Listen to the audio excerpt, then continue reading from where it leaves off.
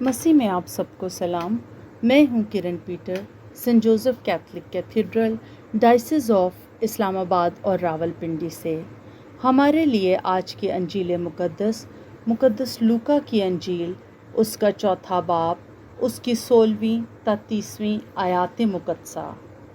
फिर वो नासरत में आया जहां उसने परवरिश पाई थी, और अपने दस्तूर के मुताबिक सबत के दिन इबादत खाने में गया और पढ़ने को खड़ा हुआ, और इशाया नबी का तोमार उसे दिया गया। और जब उसने तोमार खोला तो वो मकाम पाया जहाँ ये लिखा था कि रूह खुदावन मुझ पर है, इसीलिए उसने मुझे मसा किया कि मस्कीनों को खुशखबरी दूँ।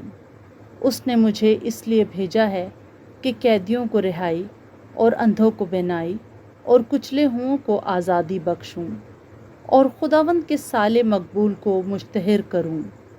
और वो तोमार लपेट कर और खादिम को वापस देकर बैठ गया। और जो इबादत खाने में थे उन सब की आंखें उस पर लगी थीं। तब वो उनसे कहने लगा कि आज ये नविश्ता तुम्हारे कानों में पूरा होकर पहुंचा।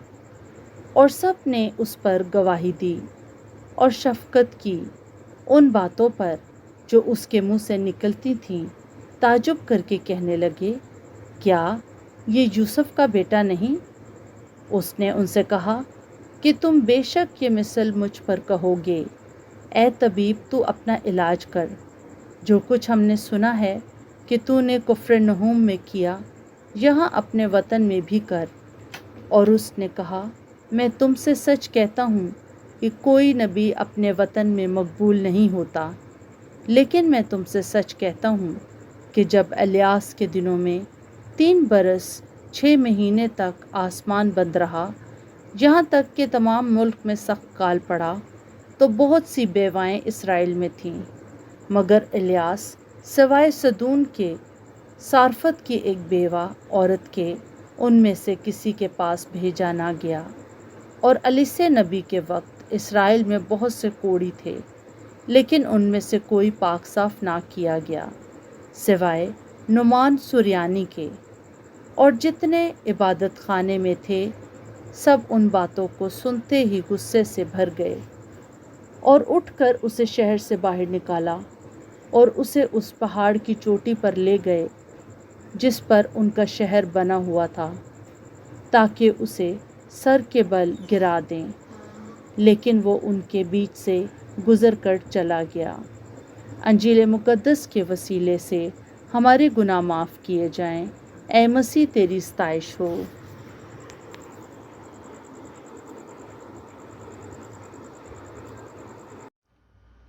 आज 4 सितंबर 22वें लतूरियाई हफ्ते का सोमवार।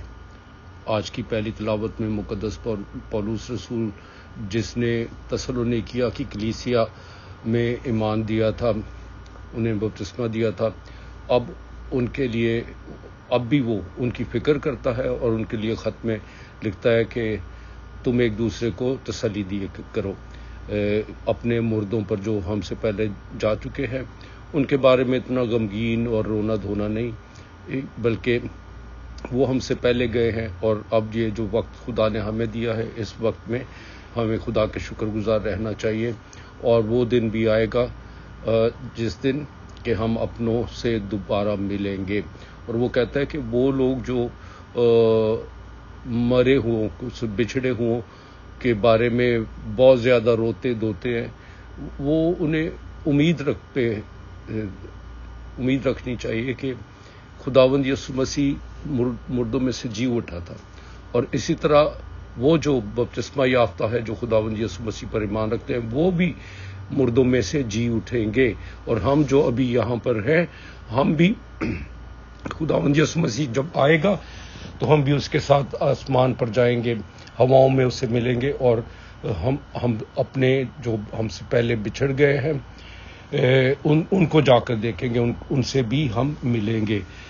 आज की अंजील मुकद्दस में खुदावंद यीशु मसीह मुकद्दस लूका की अंजील के मुताबिक अपनी पब्लिक लाइफ का, अपनी तबलीगी زندگی کا آغاز کرتے ہیں۔ اس کا مطلب ہے خداوند یسوع مسیح 30 سال کی عمر میں خداوند یسوع مسیح نے اپنی منادی کا آغاز کیا اور ناصرت میں آیا جہاں پر یسوع پلا بڑا تھا، اور وہاں پر اس نے عبادت گاہ میں جا کر تومار کھولا تو وہ اشعیا نبی کا صحیفہ تھا اس میں، اور اس میں لکھا تھا کہ خداوند یسوع مسیح پر خدا کا روح ہے، روح خدا مجھ پر ہے، اسی لیے اس نے مجھے مسا کیا کہ مسکینوں کو خوشخبری دوں۔ اس نے مجھے اس لیے بھیجا کہ قیدیوں کو رہائی اور اندھوں کو بینائی اور کچلے ہوئوں کو آزادی بخشوں۔ اور پھر خداوند یسوع مسیح اس بات کی تصدیق کرتے ہیں کہ یہ جو میں نے صحیفہ پڑھا ہے یہ آج پورا ہو گیا ہے، یعنی بتاتے ہیں کہ میں آیا ہوں اب تاکہ میں غریبوں کو خوشخبری دے سکوں، قیدیوں کو رہائی دوں اور اندھوں کو بینائی دوں۔ اور اس بات سے وہاں پر جو فقی اور فریسی ہیں وہ جو ایسی بات سنتے ہیں تو وہ اس بات سے خفا ہو جاتے ہیں کہ یہ کون آ گیا ہے، لیکن خداوند یسوع مسیح بتاتے ہیں کہ میں آیا ہوں، اور سارے جو بھی اسرائیل میں سے جو نبوت کرتے تھے وہ ساری نبوتیں پوری ہوئی ہیں۔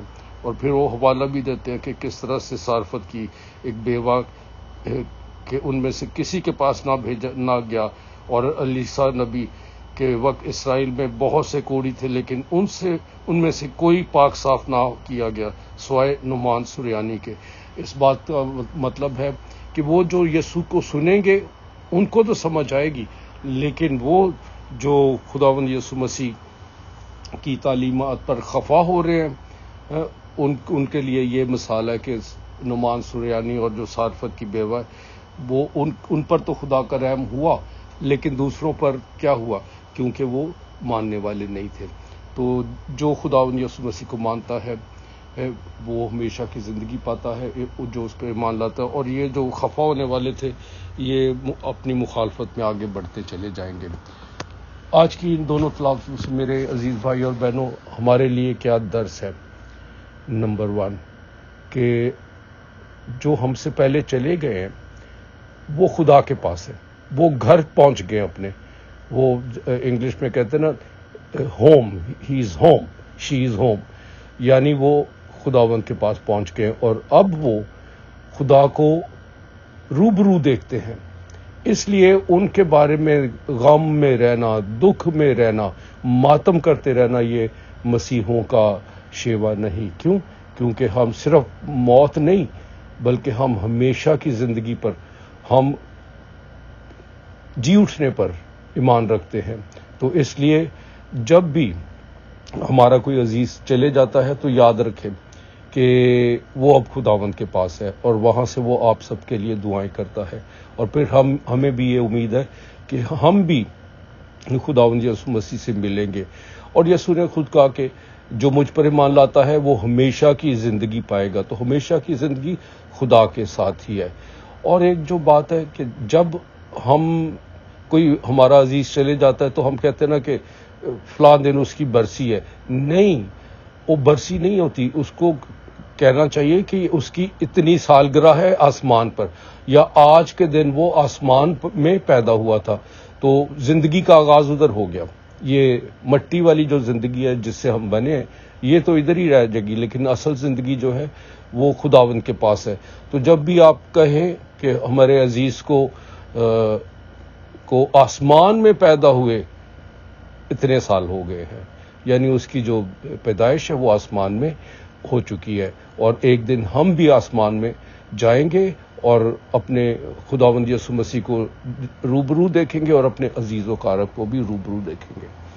آج کی جو انجیل ہے وہ ہمیں یہ درس دیتی ہے کہ خداوند یسوع مسیح کا کلام جو ہم پاک یوکرس میں سنتے ہیں، اس کی تلاوت ہم اپنے گھروں میں بھی کرتے ہیں، جب یہ کریں تو اس پر ہمارا ایمان لانا چاہیے، اور وہ جو تعلیمات یسوع نے ہمیں دی ہیں ان پر عمل کرنا چاہیے، جو ہمارے اپنے اندر کی جو باتیں ہیں فقی اور فریسیوں کی طرح، اسکرائبس کی طرح، کہ جو ہمیں منع کرتی ہیں سچ بولنے سے کیونکہ نقصان نہ ہو جائے، جو ہمیں منع کرتی ہیں کسی کی مدد کرنے سے کہ میں کیوں کروں. تو یہ وہ فقی اور فریسیانہ جذبات ہیں جن کے ذریعے سے ہم خدا کے کلام سے ہمیشہ دور ہو سکتے ہیں. تو خداوند یسوع مسیح جو ہمیں بچانے کے لیے آیا، ہمارا نجات دہندہ، وہ خداوند یسوع مسیح نے اشعیاء نبی کے تمہار میں ہمارا بھی ذکر کیا، اپنا بھی کیا کہ آج یہ نوشتہ پورا ہوا، اس کے ساتھ ہمارا بھی ذکر کیا کہ وہ ہمیں بچانے آیا، مسکینوں کو خوشخبری دینے کے لیے آیا، اور وہ مسح کیا گیا اور وہ قیدیوں کو رہائی دینے آیا. کس کی قید، کیسی قید، وہ اندھوں کو بینائی دینے آیا، وہ کچلے ہوں کو. تو کیا ہم میں بھی اندھا پن ہے؟ کیا ہم بھی کہیں نہ کہیں کچلے ہوئے ہیں؟ ہمیں خوشخبری کی ضرورت ہے. کیا ہم بھی اپنی جذبات کے قیدی ہیں؟ تو یہ خداوند یسوع مسیح ہمیں آزاد کرانے کے لیے آیا. کس سے؟ ہمارے اپنے جو قید ہے، ہمارے گناہوں کی قید، ہمارے جھوٹ بولنے کی قید، اور ہمارے حسد کرنے کی جس میں ہم مقید ہیں. خداوند یسوع مسیح ہمیں آزاد کرنے کے لیے آیا ہے. تو آئیے وہ جو ہمارا نجات دہندہ ہے، ہم اس کی تعلیمات پر عمل کرتے ہوئے آزاد ہو سکتے ہیں. ہمارا کچلا پن جو ہے وہ ہمیں صحت اور تندرست کر سکتا ہے. ہمارا اندھا پن کہ جو ہم وہ سچائی کو بھی دیکھنے سے انکاری ہیں، تو وہ ہمیں آنکھیں دینے کے لیے آیا ہے، آزادی دینے کے لیے آیا ہے. تو اس وجہ سے خدا کا لاکھ لاکھ شکر کیا کرے کہ خداوند نے ہمیں چن لیا ہے تاکہ وہ ہمیں رہائی دے، گناہوں سے رہائی دے، بد خیالوں سے رہائی دے، اور ہم قدوسیت کی طرف بڑھتے جائیں. خداوند یسوع مسیح کے نقش قدم پر چلتے ہوئے، اسے اپنا نجات دہندہ مانتے ہوئے، اس کی تعلیمات اور باتوں پر عمل کرے. خداوند آپ کو اور مجھے ایسا ہی کرنے کی توفیق عطا فرمائے. آمین.